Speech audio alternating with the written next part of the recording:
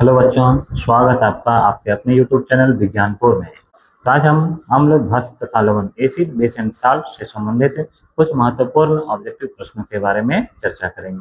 ये सभी प्रश्न बहुत महत्वपूर्ण है, तो वीडियो में अंत तक बने रहें और ध्यान से देखें। तो पहला प्रश्न है, निम्नलिखित में से कौन एक अम्ल है? कौन एक अम्ल है? आपको पता है कि अम्ल उसी को कहते हैं जिसमें H+ आयन देने की क्षमता होती है, अर्थात जो H+ आयन हाइड्रोजन आयन को क्या करता है, देता है, और देता वही है जिसके पास वो होता है। आप देख सकते हैं यह Na2O, यह अम्लीय नहीं है। कॉपर ऑक्साइड, यह भी अम्ल नहीं है। क्यों नहीं है? क्योंकि ये देख सकते हैं सोडियम एक प्रकार का धातु होता है, और धातु के जो ऑक्साइड होते हैं वह क्षारीय प्रवृत्ति, बेसिक नेचर के होते हैं। कॉपर भी एक प्रकार का धातु है, और इसका भी जो ऑक्साइड होगा, कॉपर ऑक्साइड, वह भी बेसिक नेचर का होता है। अगला ऑप्शन है कैल्शियम हाइड्रोक्साइड, OH, जिसमें OH है, यह OH जो है वह क्षार को दर्शाता है। जब चौथा ऑप्शन HNO3, यह एक प्रकार का अम्ल है, जिसे नाइट्रिक अम्ल कहते हैं। इन चारों ऑप्शन में से हमारा उत्तर क्या हो जाएगा? HNO3 अर्थात नाइट्रिक अम्ल। निम्नलिखित में से कौन भस्म नहीं है? कौन भस्म नहीं है? तो ध्यान देंगे, यह है पोटेशियम हाइड्रोक्साइड। इसमें देख सकते हैं OH अर्थात हाइड्रोक्साइड है, इस प्रकार से ये भस्म है। ZnO जिंक ऑक्साइड, यह देख सकते हैं जिंक एक प्रकार का धातु, और धातु का जो ऑक्साइड होता है वह भी भास्मिक होता है। ठीक है। तीसरा जो ऑप्शन है एल्यूमिनियम हाइड्रोक्साइड, यहाँ भी हाइड्रोक्साइड है, और हाइड्रोक्साइड जिसमें आ गया इसका मतलब वह क्षार है, भस्म है।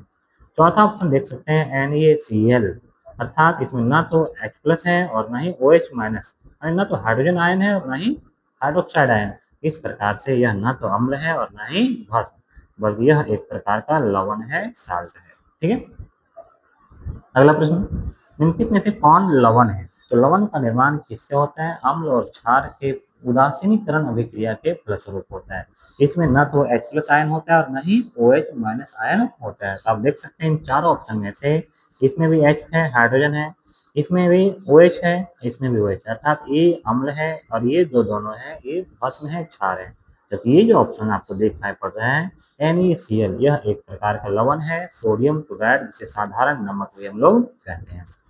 अगला प्रश्न, निम्नलिखित में से किसमें अम्ल के गुण नहीं होते हैं? ध्यान देंगे, किसमें अम्ल के गुण नहीं होते हैं? जो लाल लिटमस पत्र को नीला करता है। अब यहाँ पर देखेंगे, लाल लिटमस पत्र को नीला करना, यह गुण किसका होता है? यह भस्म का होता है, क्षार का होता है। लाल लिटमस को नीला करना, यह गुण किसका होता है? भस्म का होता है, क्षार का होता है। जिनका स्वाद खट्टा होता है, ये किसका गुण है? अम्ल का। धातु से विक्रिया करता है, ये भी गुण किसका है? अम्ल का। क्षार से विक्रिया करता है, ये भी गुण किसका है? अम्ल का। तो आपको पूछा कि अम्ल का गुण नहीं होता है, तो यही जो ऑप्शन है ये अम्ल का गुण नहीं है, बल्कि यह किसका गुण है? क्षार का गुण है, भस्म का गुण है। ठीक है। अगला प्रश्न, जल में घुलनशील भस्म को, ऐसे भस्म, ऐसा बेस जो जल में घुल जाता है, उसको क्या कहते हैं? क्षार कहते हैं, अल्कली कहते हैं। ठीक है। तो ध्यान देंगे, जल में घुलनशील जो भस्म है उसको क्या कहते हैं? क्षार कहते हैं, अल्कली कहते हैं। कार्बन डाइऑक्साइड जल से विक्रिया करके बनाता है। ठीक है। CO2, ये जो CO2 है, जब इसकी अभिक्रिया जल से कराते हैं, यह बना लेता है H2CO3। क्या बनाता है? H2CO3, और इसे कार्बोनिक अम्ल कहते हैं। क्या कहते हैं इसको? कार्बोनिक अम्ल कहते हैं। अगला प्रश्न है, एसिटिक अम्ल दुर्बल अम्ल है। एसिटिक अम्ल जो है वह दुर्बल अम्ल है। क्यों दुर्बल है? क्या इसका जलीय विलयन अम्लीय है? यह पूर्णतः आयनित होता है या आंशिक रूप से आयनित होता है? इसमें COOH समूह होता है। तो ध्यान देंगे, दुर्बल अम्ल उसी को कहते हैं जो अंशतः आयनित होता है, वह पूर्ण अपना H+ आयन दूसरे को त्याग नहीं करता है। जो आसानी से अपना H+ आयन त्याग कर देता है वह प्रबल अम्ल कहलाता है, जबकि जो पूरा त्याग नहीं करता है वह क्या होता है? एक प्रकार का दुर्बल अम्ल। तो एसिटिक अम्ल अर्थात CH3COOH, आप इसमें देख सकते हैं कुल 3 और 1 4 हाइड्रोजन। ठीक है। तो यह पूर्णतः आयनित नहीं होता है, अपना संपूर्ण H+ आयन त्याग नहीं करता है, इसीलिए यह एक प्रकार का दुर्बल अम्ल है। अर्थात यहाँ पर ऑप्शन क्या हो जाएगा? यह आंशिक रूप से आयनित होता है। अगला प्रश्न, निम्नलिखित में से कौन प्रबल भस्म है? तो ध्यान देंगे, इसमें से प्रबल भस्म कौन सा है? वह सोडियम हाइड्रोक्साइड है, NaOH। निम्नलिखित में से किस लवण में रवा जल नहीं होता है? ठीक है, रवा जल नहीं होता है। तब ध्यान देंगे, नीला थोथा, जिसमें किसे क्या कहते हैं? CuSO4 × 5H2 होता है। ठीक है। जिप्सम कैल्शियम सल्फेट, और इसमें भी जल के दो अणु 2H2O होता है, ठीक है। धोने वाला सोडा सोडियम कार्बोनेट, और इसमें जल के कितने अणु होते हैं, 10H2O होता है। ये जो इंटू में H2O लिखा रहता है इसी को क्या कहते हैं, रवाजक। जबकि जो बेकिंग सोडा है जिसके आते हैं NaHCO3 सोडियम बाइकार्बोनेट, और इसमें जल के अणु नहीं रहते हैं, अर्थात क्रिस्टलीकरण का जो जल इसमें नहीं रहता है, ठीक है। हमारा ऑप्शन क्या हो जाएगा, बेकिंग सोडा। अगला प्रश्न, निम्नलिखित में से कौन अम्लीय ऑक्साइड है, ठीक है, कौन अम्लीय ऑक्साइड है। तो आपको बता चुके हैं कि धातु के जो ऑक्साइड होते हैं, ठीक है, जो धातु के ऑक्साइड होंगे वह कैसा होता है, क्षारीय होता है, बेसिक नेचर का होता है, ठीक है। जबकि अधातु का जो ऑक्साइड होगा वह कैसा होता है, एसिडिक होता है, ठीक है। आपको इसमें पहचानना है कि कौन अधातु है। तो आप ऑप्शन को ध्यान से देखें, यहाँ कैल्शियम है, मैग्नीशियम है, सोडियम है और सल्फर है। इन चारों में से आप बता सकते हैं कौन अधातु है। ये कैल्शियम एक प्रकार का धातु है, मैग्नीशियम भी धातु और सोडियम भी धातु। तो अधातु कौन सा हुआ, सल्फर। और सल्फर का जो ऑक्साइड होगा वह कैसा होगा, अम्लीय नेचर का, अम्लीय प्रवृत्ति का होगा, ठीक है। हमारा उत्तर क्या हो जाएगा, ऑप्शन नंबर ग, सल्फर डाइऑक्साइड। अगला प्रश्न, निम्नलिखित में से कौन भास्मिक ऑक्साइड है, ठीक है, भास्मिक ऑक्साइड। अगला प्रश्न है, कौन भास्मिक ऑक्साइड अर्थात बेसिक ऑक्साइड होगा। तो भस्म जो होता है वह धातु के ऑक्साइड जो होते हैं वही भास्मिक होते हैं। तो आप इसमें देखेंगे कौन धातु है, ये कार्बन अधातु, सल्फर भी अधातु, फास्फोरस भी अधातु। जबकि ये जो सोडियम है एक प्रकार का अभिक्रियाशील धातु है, और सोडियम का जो ऑक्साइड होगा, धातु का जो ऑक्साइड होता है वही भास्मिक प्रवृत्ति का होता है, भास्मिक ऑक्साइड होता है, ठीक है। सोडियम सल्फेट का जलीय विलयन जानेंगे। सोडियम सल्फेट का जलीय विलयन क्या होगा, उदासीन होगा, क्षारीय होगा, अम्लीय होगा या फिर बफर होगा। यह कैसा होगा, उदासीन विलयन होगा। क्यों उदासीन होगा, क्योंकि इसमें यह न तो अम्लीय है और न ही क्षारीय, अर्थात यह एक प्रकार का लवण है। अगला प्रश्न, आर्हेनियस अम्ल, आर्हेनियस अम्ल जलीय विलयन में क्या करता है, H+ को बढ़ाता है, ठीक है। आर्हेनियस के अनुसार अम्ल किसको कहते हैं, जो जल में घुलकर H+ आयन देता है उसी को क्या कहते हैं, अम्ल कहते हैं। तो यह क्या करेगा, जल में H+ आयन को, H+ की सांद्रता को ये बढ़ाता है। निम्नलिखित में से किस अवस्था में एसिटिक अम्ल विद्युत का संचालन करेगा। एसिटिक अम्ल जो है वह विद्युत का संचालन करेगा। तो कोई भी अम्ल का प्रवृत्ति अम्लीय कब होता है, जब वह जल में घुलता है, ठीक है। तो जब एसिटिक अम्ल को हम जल में विलयन करेंगे, जल में घोलेंगे, तभी यह विद्युत का चालन कर पाएगा। अगला प्रश्न, जलीय विलयन में एसिटिक अम्ल का आयनन, जलीय विलयन में एसिटिक अम्ल का आयनन। आप ध्यान देंगे यहाँ पे कि एसिटिक अम्ल जो है वह पूर्णतः आयनित नहीं होता, यानी यह अपना संपूर्ण H+ आयन दान, यानी संपूर्ण H+ आयन नहीं देता है। इसीलिए यह क्या होता है, आंशिक रूप से होता है। यानी एसिटिक अम्ल जब जल में घुलता है यह आंशिक रूप से आयनित होता है, और इसी कारण से तो यह क्या है, एक प्रकार का दुर्बल अम्ल है, ठीक है। नेक्स्ट, एक जलीय विलयन लाल लिटमस पत्र को नीला कर देता है। ध्यान देंगे, लाल को नीला करता है, इसका मतलब यह क्या है, एक प्रकार का बेसिक नेचर का है, भास्मिक प्रवृत्ति का है। इस विलयन में निम्नलिखित किसे अधिक मात्रा में मिला दिया जाए कि विलयन नीला लिटमस पत्र को लाल कर दे। ध्यान देंगे, यानी यह क्षारीय था इसलिए लाल को नीला कर दिया। अब नीला को पुनः हमको क्या करना है, लाल में बदलना है। तो नीला को लाल में बदलने के लिए हमें क्या मिलाना पड़ेगा, इसमें एसिड मिलाना पड़ेगा, अम्ल मिलाना पड़ेगा। अब आप देखेंगे इसमें कौन सा अम्ल है। पहला ऑप्शन है हाइड्रोक्लोरिक अम्ल, सोडियम कार्बोनेट, चूना जल, अमोनियम हाइड्रोक्साइड। तो ये जो तीनों हैं एक प्रकार का भस्म है, और भस्म क्या नीला को लाल कर सकेगा, नहीं।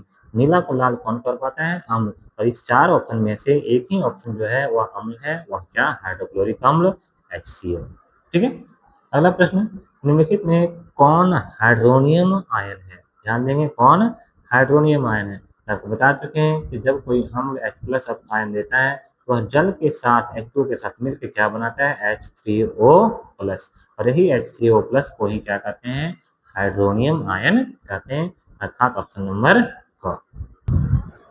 अगला प्रश्न, बेकिंग पाउडर, बेकिंग पाउडर का एक अवयव सोडियम बाइकार्बोनेट है, दूसरा अवयव क्या है, आपको बता चुके हैं। खाने वाला सोडा का जो रासायनिक सूत्र होता है NaHCO3, और जब इसमें टारट्रिक अम्ल मिलाते हैं, क्या मिलाते हैं, टारट्रिक अम्ल मिला देते हैं, तो यह बन जाता है क्या, बेकिंग पाउडर बन जाता है। इस प्रकार से बेकिंग पाउडर दो प्रकार के यौगिकों का मिश्रण है, एक है सोडियम बाइकार्बोनेट और दूसरा है टारट्रिक अम्ल।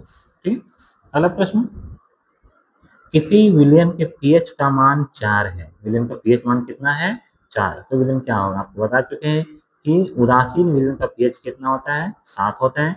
और 7 से जो कम होगा वह कैसा होगा, एसिडिक होगा। और 7 से अधिक वाला क्या होता है, बेसिक होता है। ठीक है, और जिस विलयन का पीएच मान 7 से कम होता है वह अम्लीय होता है, और 7 से अधिक वाले विलयन जो होते हैं वे क्षारीय होते हैं, भास्मिक होते हैं। यहाँ पर दिया हुआ है 4, अर्थात ये जो 4 है यह 7 से कम है, इसीलिए यह विलयन क्या होगा, अम्लीय होगा। निम्नलिखित में से कौन विलयन प्रबल अम्लीय होगा, कौन सा विलयन प्रबल अम्लीय होगा। तो आपको बता चुके हैं कि जिस विलयन का पीएच मान जितना कम होता है वह विलयन उतना ही ज्यादा अम्लीय होता है। ठीक है, आप देख सकते हैं यहाँ पर पीएच मान, आप देखें यहाँ पर ये पीओएच दिया हुआ है, ये पीओएच दिया हुआ है, जबकि यहाँ पर क्या दिया, पीएच, और पीएच कितना है, 0। सबसे कम जो पीएच मान है वह 0 है, और इसी कारण से यही क्या है, सबसे ज्यादा अम्लीय। अगला प्रश्न है, एक विलयन नीले लिटमस को लाल करता है, तो विलयन का पीएच मान कितना होगा। ध्यान देंगे, नीला को लाल करता है, और नीला को लाल करना यह किसका नेचर है, एसिड का है, अम्ल का है। और अम्ल का जो पीएच मान होता है वह लेस देन 7 होता है, 7 से कम होता है। यहाँ पर 7 से कम पीएच मान कौन सा है, तो 6। नेक्स्ट, उत्प्लवन के लवण होते हैं, अनाद्र लवण जो वायु के जलवाष्प को अवशोषित कर लेते हैं, जल योजित लवण जो वायुमंडल में जल के अणु को त्यागते हैं, नीले लिटमस पत्र को लाल में परिवर्तित कर देते हैं, या लाल लिटमस पत्र को नीला में परिवर्तित कर देते हैं। यहाँ पर ध्यान देंगे, हमारा आंसर क्या हो जाएगा, जल योजित लवण, अर्थात ऐसे लवण जिसमें जल के अणु होते हैं। ठीक है, जिसमें जल के अणु होते हैं, क्रिस्टलन का जल होता है, और वही जल क्या होता है, वायुमंडल में जल के रूप में छोड़ देते हैं। तो यहाँ पर उत्प्लवन लवण किसको कहते हैं, ऐसा लवण जिसमें जल हो, अर्थात जल योजित लवण।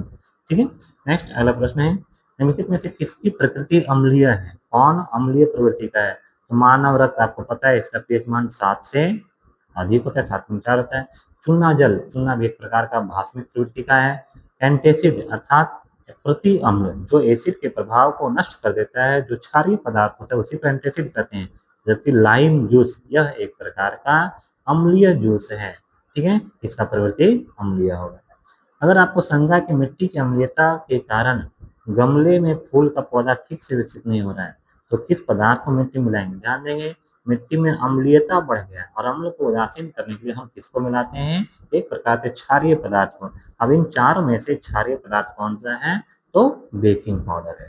ठीक, जो यह क्या कर देगा, मिट्टी के अम्ल को उदासीन करके मिट्टी की अम्लीयता को समाप्त कर देगा, और पुनः पौधे की वृद्धि अच्छे से होने लगेगा। नींबू के खट्टा स्वाद को खत्म करने के लिए किसका उपयोग सबसे उपयुक्त होगा। ध्यान देंगे, नींबू का पीएच मान 7 से कम होता है, और उसको समाप्त करने के लिए हमें उसमें कोई भस्म मिलाना पड़ेगा। आप देख सकते हैं कौन सा इसमें से भस्म है, पहला चीनी, ये भस्म नहीं है। एक पदार्थ जिसका पीएच मान 7 है, जब 7 है पीएच मान, इसका मतलब वह क्या है, उदासीन है, और यह उदासीन अम्ल के स्वाद को उदासीन नहीं कर सकता है। एक पदार्थ जिसका पीएच मान 6 से नीचे है, पीएच मान 6 से नीचे का मतलब वह भी एक प्रकार का अम्ल है, और जब नींबू में किसी दूसरे अम्ल को मिलाएंगे वह और ज्यादा अम्लीय हो जाएगा। ठीक है, और चौथा ऑप्शन है पीएच मान 8 से अधिक, और 8 से अधिक का मतलब क्या हुआ, वह क्षारीय पदार्थ है। यही क्षारीय पदार्थ नींबू के स्वाद को क्या कर सकता है, उदासीन कर सकता है। ठीक है, हमारा उत्तर हो जाएगा ऑप्शन नंबर घ। इस प्रकार से इस चैप्टर में, इस वीडियो में हमने अम्ल, भस्म तथा लवण से संबंधित कुल 27 प्रश्न का अध्ययन किया। ये सभी प्रश्न अत्यंत महत्वपूर्ण है। उम्मीद है आपको यह वीडियो अच्छा लगा होगा। वीडियो में अंत तक बने रहने के लिए धन्यवाद।